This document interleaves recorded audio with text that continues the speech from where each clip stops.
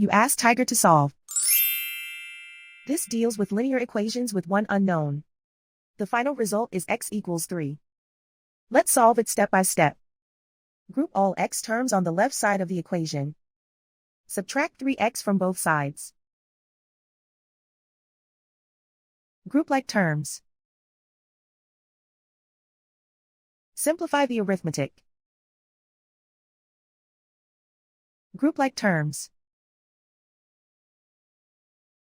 Simplify the arithmetic.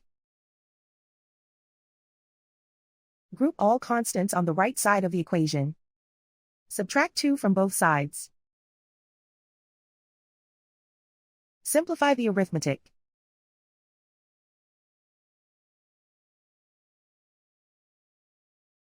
Isolate the x.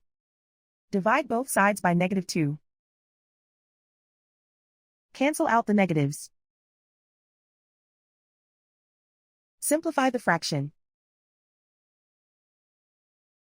Cancel out the negatives. Find the greatest common factor of the numerator and denominator. Factor out and cancel the greatest common factor.